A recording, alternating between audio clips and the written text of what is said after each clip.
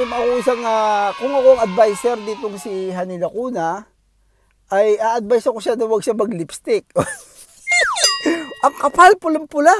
Okay, para siyang si ano, alam mo yung, kung natatandaan nyo, yung kontrabidang si Bella Flores, kamukha niya.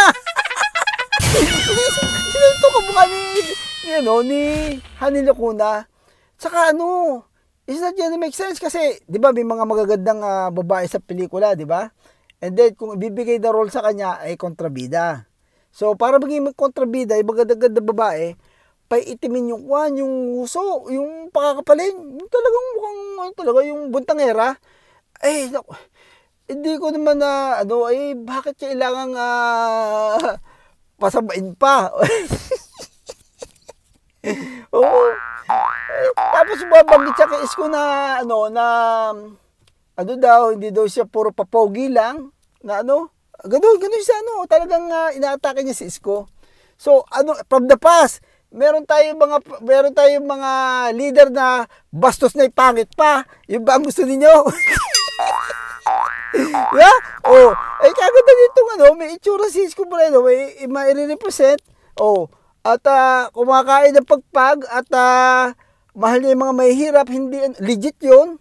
Hindi drama, hindi papogi lang. Talagang totoo 'yun, 'yun ang totoo. Bihira na yung ganyan. Kaya sinuportahan siya ng tao kahit anong antas sa buhay ay pwedeng harapan ni Isko. Oh, hindi ito katulad din na ng mga ibang mga politiko na nagsasako, yung yung pag kumain din nagkakamay. Oo, pero galing sila sa sa mayamang pamilya. Ito ang tunay na legit na pwedeng magkamay habang kumakain sa mga mahihirap. Totoo ito. So, bihira yung ganun. Yeah. Ngayon, Operation Demolition Isko, itong si Bella Flores. Kamukha ni Bella Flores talaga. Teka, kukuha tayo ng picture tayo, ikaw close up dati. Kamukha niya si Bella Flores.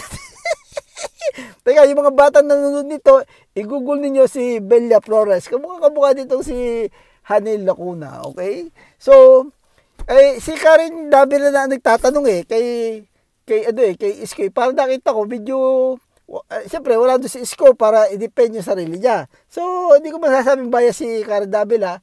Video, tinanong niya si Isko, itong si Hani Lacuna. At yung inyong isang barangay na hukay doon sa nasa munisipyo ng Maynila. Ibig sabihin ni Karen, hindi ba kayo happy? Pwede ka ba kunin ni Isko na vice mayor? Ay, ayaw niya Alam mo kasi, itong talaga, ang tao ay sakim yan Tsaka yung mga sulsol, mga inggit, mga Pero kung ako naman sa kanya, kung 78% at saka hindi naman siya effective, bakit hindi niya bitawan? Ang talaga ang tao ay tao lang. Oo, yung iniisip nila ay yung sarili nila. Dahil kita naman niya pag ibinalik si Isko Moreno, magdadatingan yung mga investor. Oo, ngayon namatay niya sayang nga yung momentum Sayang ang momentum. Nawala nung kay Hani Lacuna. Especially isang barangay yung kanyang mga kamag-anak doon. Sos Mariosep. Akala ba niya, ini-issuehan nila ngayon si Isko Moreno na galit ang mga taga Maynila? Hindi. Kaya nga bumalik si Isko Moreno, napilitan bumalik, ay dahil napakarami niyang issue. Si Isko Moreno ay natatay din sa alanganin dahil as much possible, ayaw niya na yung manira. Ay, yan na ng pabalik, okay? Kita niyo mas Isko, wala namang kaso sa Maynila. So, si Hani Lacuna ay hindi natin nakakasuhan siya ni Isko kahit na may makita dahil lagi meron niya dahil isang barangay ang kamag-anak niya Pero, ang si Isko, yung mindset ni Isko ay move forward at masyado na behind ng ang Maynila na dugyot. Kailangan may mga bagay na things need to be done.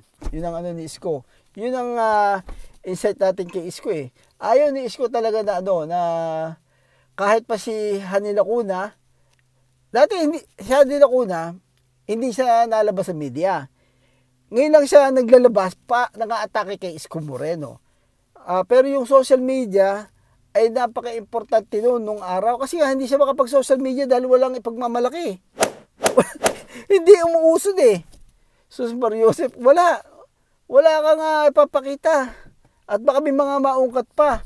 Yun ang alam ng mga taga Maynila. Yun ang sinasabi. Tayo diba, kahit wala tayo doon sa Pilipinas, ay talaga nakakakuha tayo ng mga input ng mga sa mga social media, di ba? So, anyway, magkakaroon tayo ng part 2 dahil gusto kong himayin yung mga sinasabi ni Hani Lacuna. Parang ngayon ako masyadong mababaw yung masyadong mababaw yung mga paliwanag ni Hani Lacuna, okay? Pag-uusapan natin to, yung tungkol sa mga ospital, dun sa mga pabahay. Dapat na you have to be grateful. Dapat yun, kung ako si Hani Lacuna, ay yung iniwanan ni Isko Moreno, ay talagang hindi lang, in-improve ko pa. Ay, ano nangyayari dito naku, naging palpak ako, wala napakalaki ng iniwanan ako ng ganyan. Cry baby. Yung ba ang leader? Sus Mariosep. Kaya, incompetent. Okay? Incompetent. Sa sunod na video natin, hihimayin natin yung yung interview yun. Ay nakakahiya si Hani Lacuna. So hindi yun ang leader na ina-expect ng taga Maynila. Kaya namimiss nila si Isko. Yun. Ay cry baby siya. Naghahanap na i-blame. Wala siyang alternative plan para nagda-damage control siya sa sarili niya. Siya? Nagbo-volunteer siya ng information how performance siya. Gali, napakabulok na kandidato nito. Bulok ang advisor nito. Sa lipstick pala ay hindi tumatama yung pagli-lipstick niya. Yeah. Talaga siya Ate Bella Flores. Pero kayo natutuwa naman at nakakita ko ulit si Bella Flores pa. Paborito ko rin yan Dahil pag hindi daw magaling ang kontrabida, ay hirap din ang bida. Dahil siyempre paangatin mo yung bida Oo. Ay, ang sama ng dating nitong si Ate Bella. Maling-mali na kumuha siya ng interview, akala ko well-equipped siya, okay? Kaya yung mga ammunition niya ay talagang puro kumbaga sa paputok yung labintador ay puro mga watusi lang yung siyang sa kanya Oh my goodness. Okay. Anyway, hanggang dito lang muna ha. Dahil lalagyan natin tong part 2 dahil ako nag-iimpake. So, maganda sa dating vlog dahil ako ay magkita tayo sa Germany. Okay, bukas sa Germany na ako.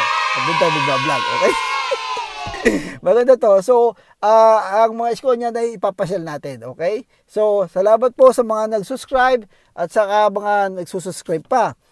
Medyo mabagal tayo mag-vlog, relax lang tayo, pero marami naman tayong papasyal at the same time. So, maganda magkape, okay? Lalagyan natin ng part 2 itong si Bella Flores. Yun. Bella Flores for mayor. I don't think so. Alright, I'll see you with my next vlog. I'll see you in Germany. Okay, alright, peace out. Alright, let's go to the hot subject, okay? During interview ni Karen Davila kay Hani Lacuna, marami nagbigay na impression na na-expose siya ni Lacuna na very incompetent pala to. Very insecure. si Hani Lacuna, desperate. Yun ang impression ng nakakaraming tao. Pupunta tayo sa performance ni Hani Lacuna, okay? Bibigyan ko kayo ng sample. Simple lang to Halimbawa kay jeepney driver at napakaraming mahirap na mamamayan sa Maynila. Okay, dati nakakapasada ka ng 4 na beses. Ngayon, nung nilinis ni Isko ang karsada, nakakapitong biyahe ka na. Okay? Doon pala ang sinong iboboto mo. Okay? So, yung Manila Zoo ay dapat kumikita na yun. Nag-generate ang pera yan. Pero pag kinausap mo si Hani Lacuna, marami daw project si Isko na inilagay dyan, tapos hindi daw kumikita. So babalikan natin yung issue yan. Puro puro mali-mali yung mga impormasyon na ibinibigay ni Halil Lacuna, yung ginagamit niyang pang-attack kay Isko Moreno. At saka makikita mo yung parang style Sara Duterte siya na nagpapaawa. So doon tayo sa matuwid na tao. Pag nagsimula ka talaga sa mali, ay mali, okay? Sabi nga ni Isko, kung gusto, may paraan. Okay? Pag ayaw, may dahilan. Okay? Pero ang kaso ni Hanil Lacuna ay very incompetent. Okay? So, okay, pag nilinis mo yung Maynila at napaganda mo, ano mangyayari sa appreciation ng Maynila? Yung value. Okay? Okay? Tanungin niyo mga realtor. Pagka maganda yung neighborhood, malinis, tumataas ang appreciation. And then, kung itaas mo man ang tax niya, hindi magko-complain ng mga yun dahil tumaas yung value ng property nila eh. Siyempre, tataas yung tax niyan. Di ba?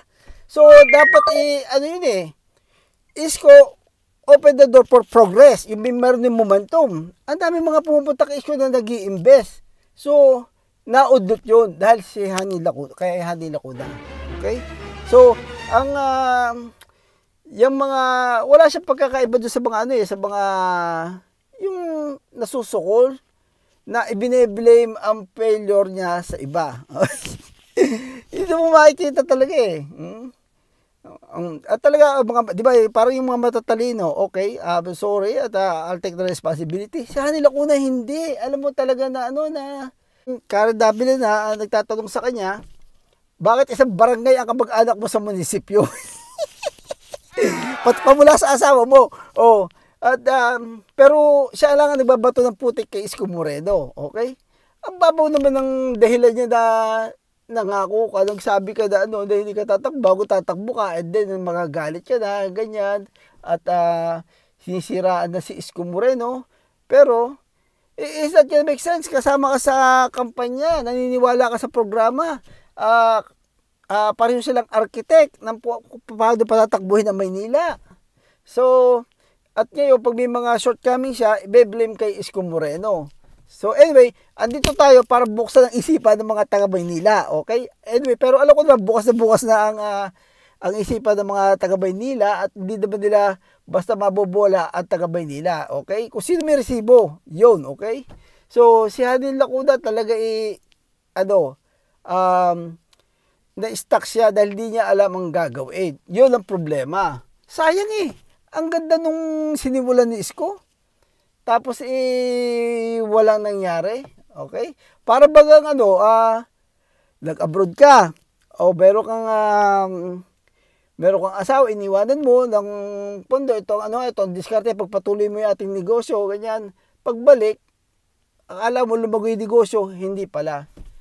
Ay, ang ganda ng ang ganda ng plataforma ng katulad ng Manila Zoo. Okay, so dapat nag-harvest na ng maraming pera yun. Napaganda na. So, pero kumikita naman daw. Pero asan yung kita? You did, okay? Tama ba yung management? Na-maximize ba yung pagkita para sa taga Maynila? So, marami bang mga charity? Ang laki nakita ng Maynila. At saka yung iniloan na yun, ay mismong maliit lang yung loan na yun. Saka hindi ka ba na-approvean kung hindi talaga na mag-generate yung inutan ng Maynila.